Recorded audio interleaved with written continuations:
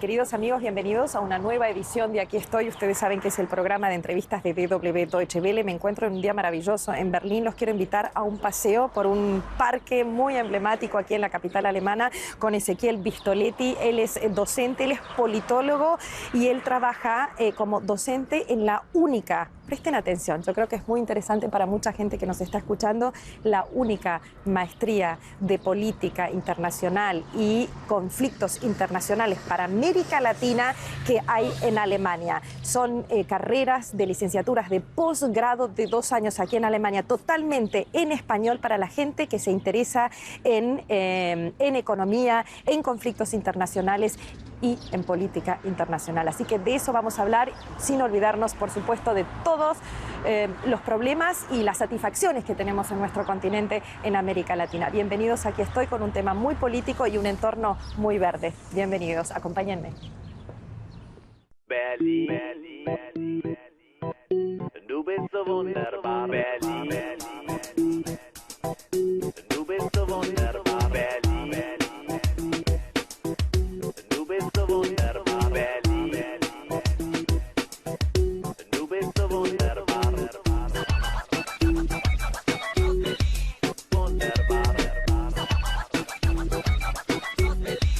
wunderbar,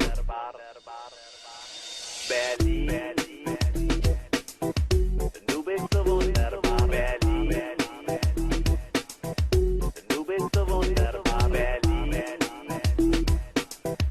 du bist so wunderbar. Bueno, y ahora sí, en este parque, entre medio de la naturaleza, lo quiero presentar a él, a Ezequiel Vistoletti. ¿Qué tal? ¿Cómo estás? Bienvenido, aquí estoy. Politólogo, experto en temas de Latinoamérica, mucha política europea, mucha política latinoamericana. Así que yo encantado en este ambiente tan natural y tan verde de hablar de temas fuertes, porque el mundo está en llamas. Bienvenido. Bueno, muchas gracias por la invitación, Pío, un placer para mí. Muchas gracias por la presentación. Claro, pero claro que sí, joven, politólogo, estás enseñando maestría y vos sos profesor de esta maestría. ¿Qué aprendes de estos alumnos, de estas personas que vinieron ya con estudios y que están haciendo una especialización, que están haciendo una maestría en Berlín y que vos les enseñás? Primero que nada, cambio la pregunta. Sí. ¿Qué les enseñas, por ejemplo, Yo en post-conflicto? a cargo de la introducción a la ciencia política, a la economía y a la sociología.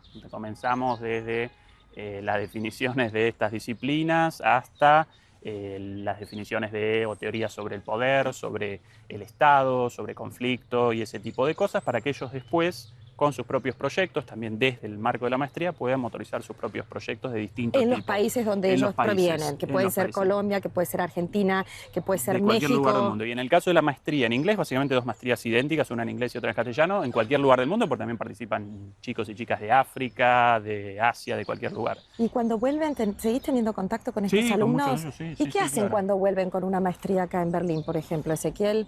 Bueno, muchos ya desembarcan acá con cargos en América Latina o en sus respectivos países, en el gobierno, en ONGs, en agrupaciones políticas, en cualquier cosa. Después recomienzan, a veces también en los sectores ligados a recursos humanos de las empresas o a responsabilidad social.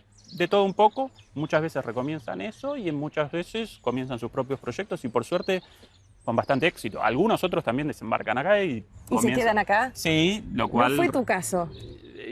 No el de esta maestría, pero sí, lo cual representa un desafío adicional porque comenzar una carrera en Alemania como latinoamericano encierra sus dificultades también, pero bueno. Frenamos acá. Sí.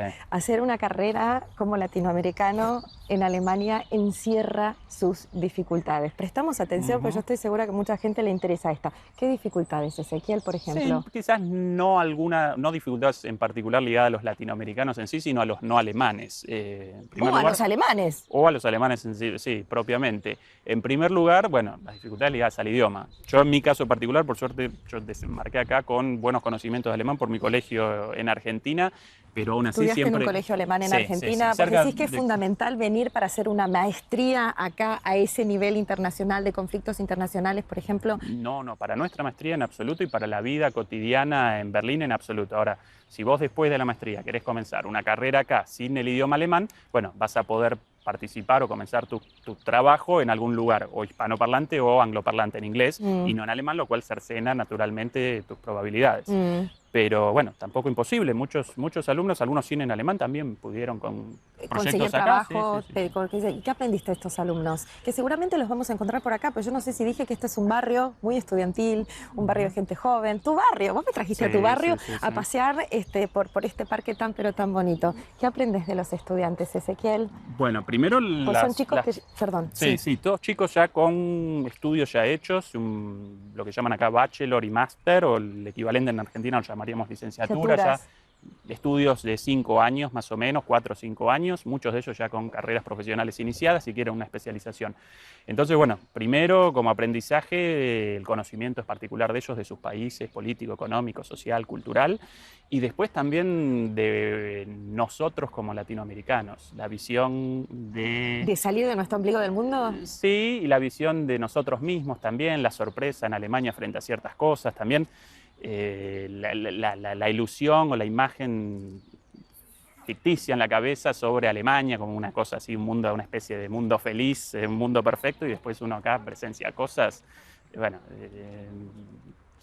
por ejemplo, este lunes acá un paro de transporte público, parada toda la ciudad. Que puede pasar en Colombia, te puede pasar en Bogotá y te está pasando casi todos los días en Buenos Aires, Argentina. Exactamente, pero para muchos argentinos, por ejemplo, muchos colombianos, eso en Alemania representaría un imposible. Y no, esas cosas acontecen acá también sin ningún problema, o con problemas, pero bueno, los problemas caracterizan a las sociedades y bueno, eso también una especie de aprendizaje, ¿no?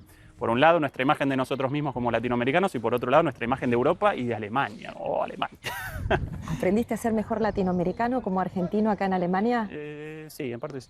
En parte sí, también por mi trabajo ligado al análisis político, mi tesis de doctorado sobre Venezuela, sobre Ecuador, entonces muchas conferencias, de hecho trabajos de campo también en los dos países, tanto en Venezuela como en Ecuador, varios meses, y bueno, y recorrer el continente en contacto con actores políticos, sociales, económicos, expertos, académicos y demás.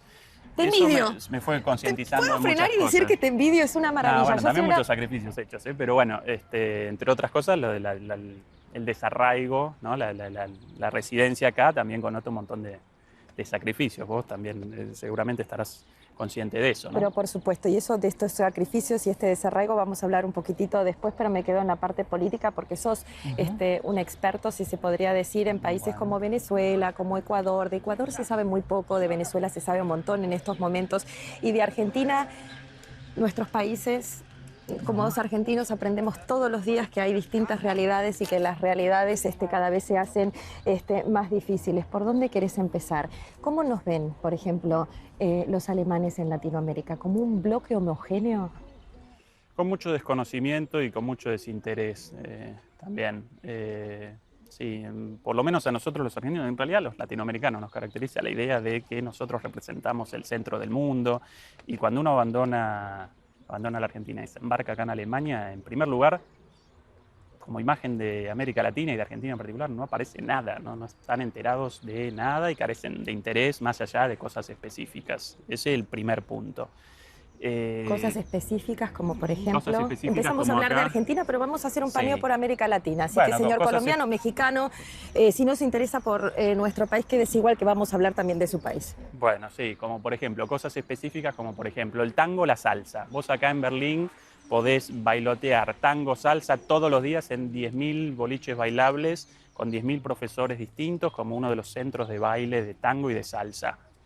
Tango proveniente de Buenos Aires y de Montevideo, bueno, la salsa más discutidos y de Cuba, Colombia, Venezuela, bueno, problema de ellos determinar eso, pero en ese sentido sí, mucho interés en eso. Ahora, en cuanto a la política, la economía y la situación social actual de América Latina, para el alemán promedio y para las noticias y demás, muy poca información, y las pocas veces con información muy sesgada también. Mi visión, por lo menos. ¿Te molesta eso? ¿De qué se están perdiendo los alemanes? No tanto, porque para mí cuanto menor la intervención de grandes potencias extranjeras en América Latina, mejor. Así que no tanto. Sí, en el caso particular de Alemania, para mí este desconocimiento o desatención por América Latina ya alcanza un extremo muy grande al punto de que no corresponde con los intereses de Alemania en América Latina. En Alemania, empresas alemanas, intereses alemanes en América Latina, muchísimos.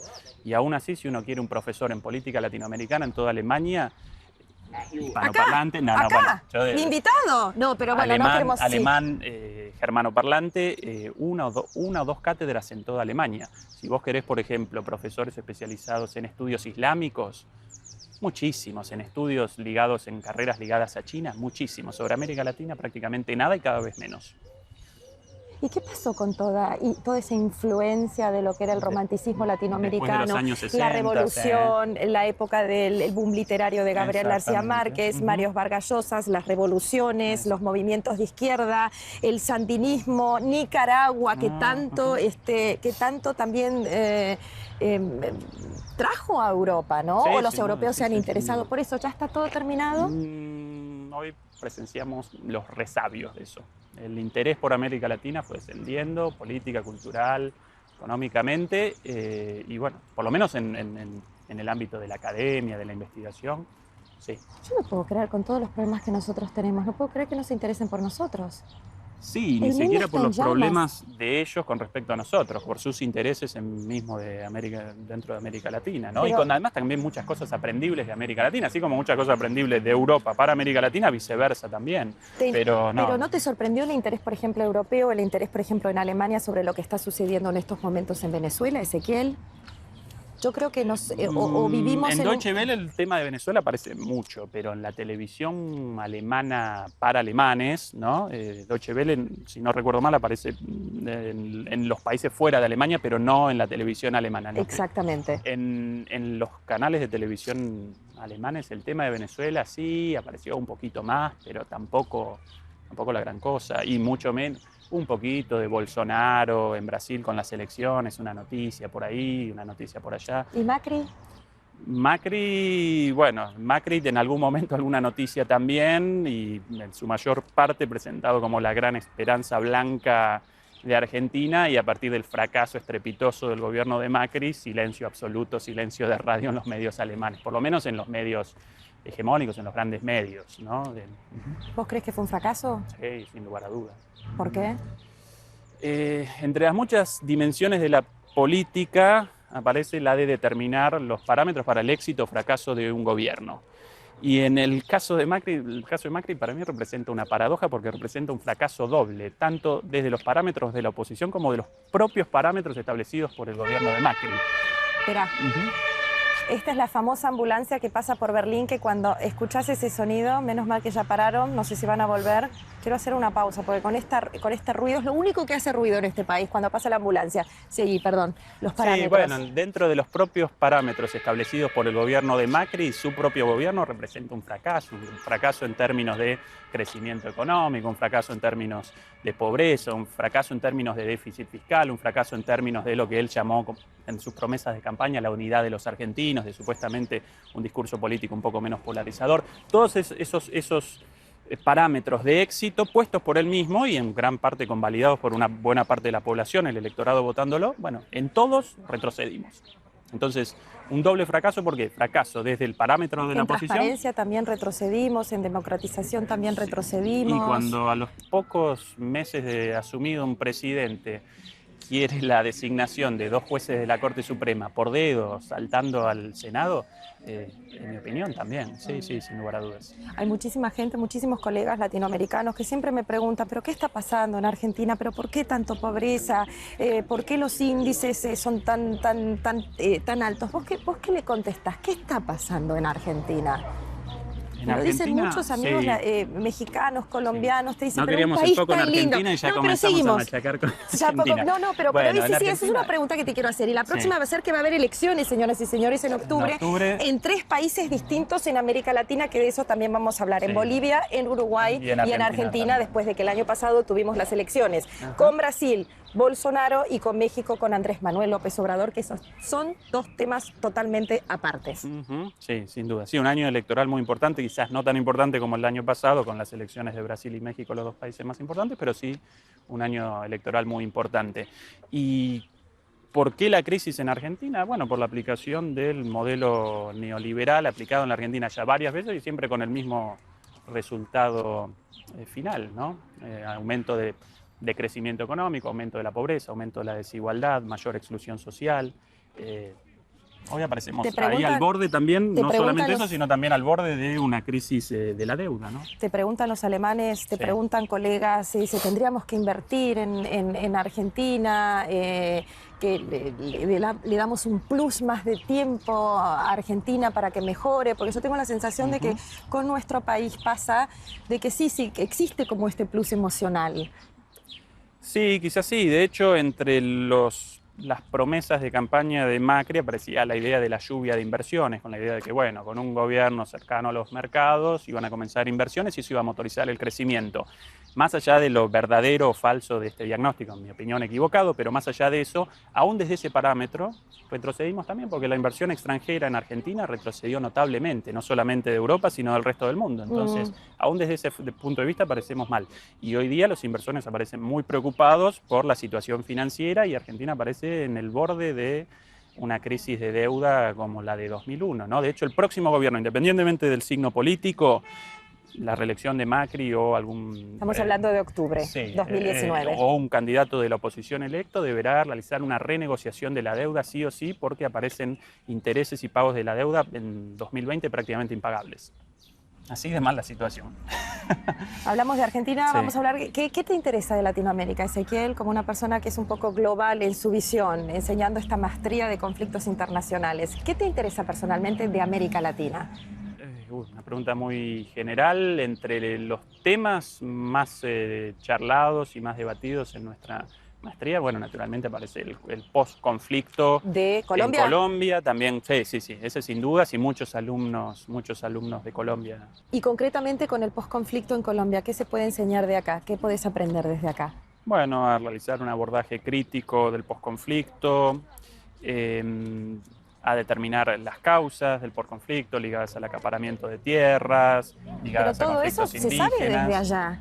Sí, bueno, pero acá podés participar en un ámbito de estudio un poquito con cierta separación, con cierta retracción. Con cierta distancia. Con cierta distancia, si lo querés llamar de alguna manera. Sin polarización, que es un gran problema en América Latina con todos estos temas que tenemos. Con abordaje de conflicto, pero con un abordaje un poquito más respetuoso entre las partes, por lo menos. Sí. De hecho, y bueno, como recordaba hace un rato, en la maestría participaron, en un momento participó un militar, un oficial colombiano, y participan también personas ligadas a movimientos políticos de izquierda, y podían comenzar acá diálogos y podían de alguna manera realizar ejercicios de empatía en las posiciones del uno, del otro, de las víctimas, de victimarios y demás, lo cual allá representa algo muy difícil, aparece como algo muy ¿Estamos perdiendo la empatía en América Latina o estamos perdiendo la empatía en el mundo? Estoy hablando de la famosa grieta que llamamos en la Argentina, estamos hablando de la famosa polarización que hemos vivido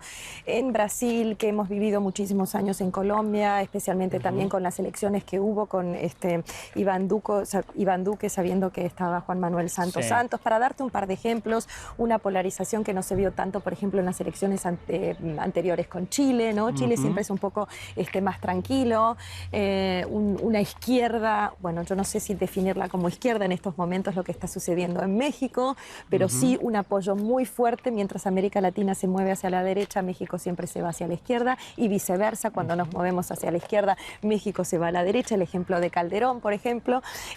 ¿Cómo está la hegemonía política en estos momentos en América Latina? Bueno, para contextualizar un poquito América Latina en el resto del mundo, hoy presenciamos una situación muy complicada y de una crisis democrática, por lo menos de la democracia liberal en el mundo en general, y con el surgimiento de expresiones abiertamente antidemocráticas alcanzando el poder, bueno, Trump, Bolsonaro, Orbán, Marine Le Pen casi elegida en Francia.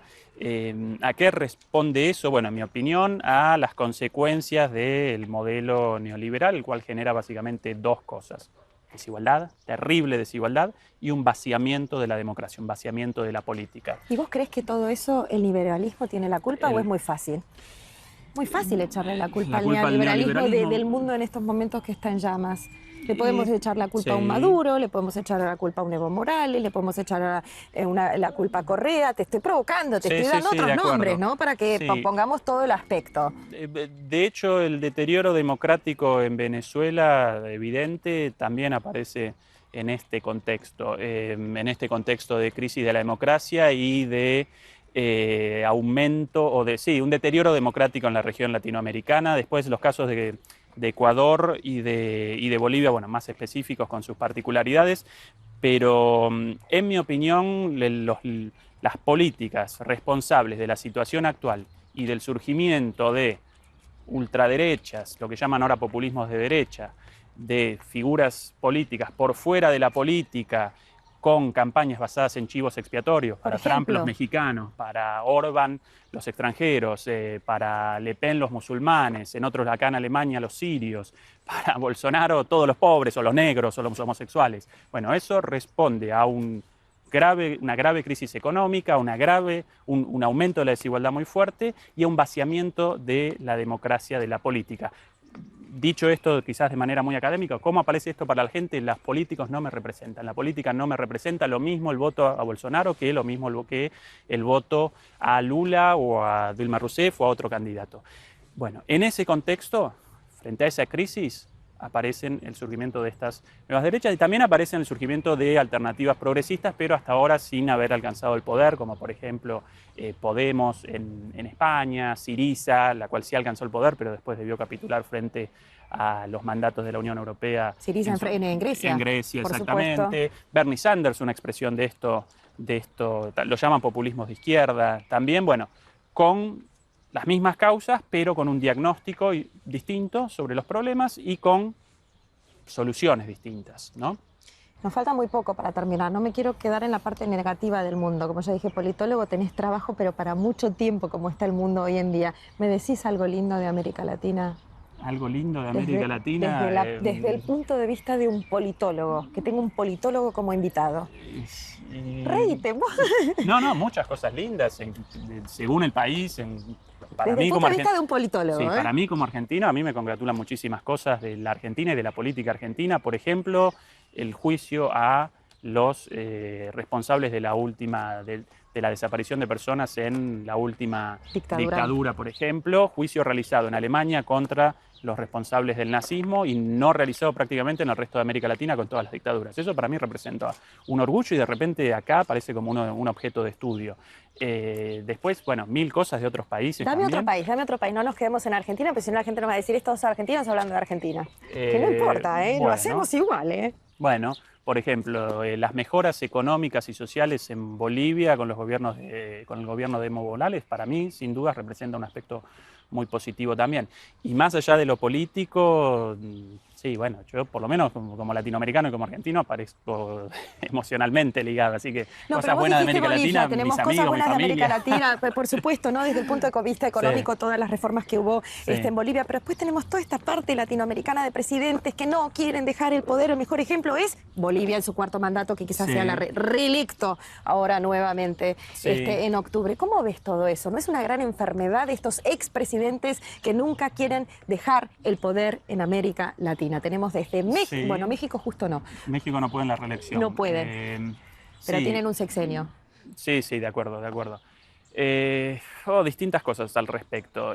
Acá en Alemania Merkel aparece en el gobierno desde hace 3-4 mandatos también, camino a los 12 años sin ningún problema y siempre y cuando los electores, los hombres y mujeres, los ciudadanos y ciudadanas alemanes lo convaliden, no, en mi opinión no representa un problema siempre y cuando sus políticas ¿no? motoricen cambios para el bien de las mayorías. Después, más allá de eso, sin lugar a dudas, en el caso de los progresismos latinoamericanos, el personalismo o los personalismos, sin dudas, ese representa uno de los problemas y de las contradicciones, y por esos personalismos, en gran medida, el retroceso en los últimos años de estos gobiernos progresistas, ¿no? Porque ante la falta de una figura política fuerte, porque no puede ya su reelección, entonces Y instituciones débiles. Exactamente, presentaban un candidato y ese candidato o bien finalmente no alcanzaba la mayoría de los votos, o después cuando alcanzaba el gobierno, como en el caso de Lenín Moreno, metamorfoseaba, realizaba un giro hacia el otro lado y comenzaba con políticas abiertamente opuestas a las votadas por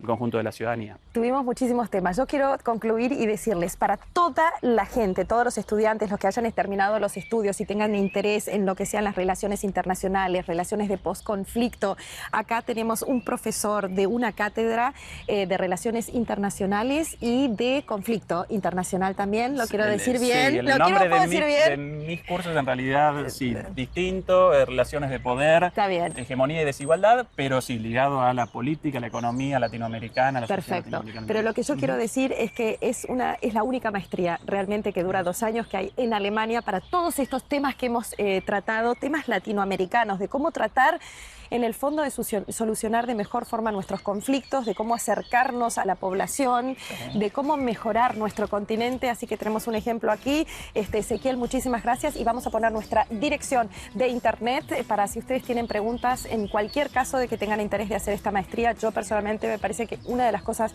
más interesantes que hay en Alemania en español. Así que muchísimas gracias, Ezequiel. ¿Qué hacemos ahora? ¿Vamos a tomar un café? Ahora sí, un cafecito. Gracias.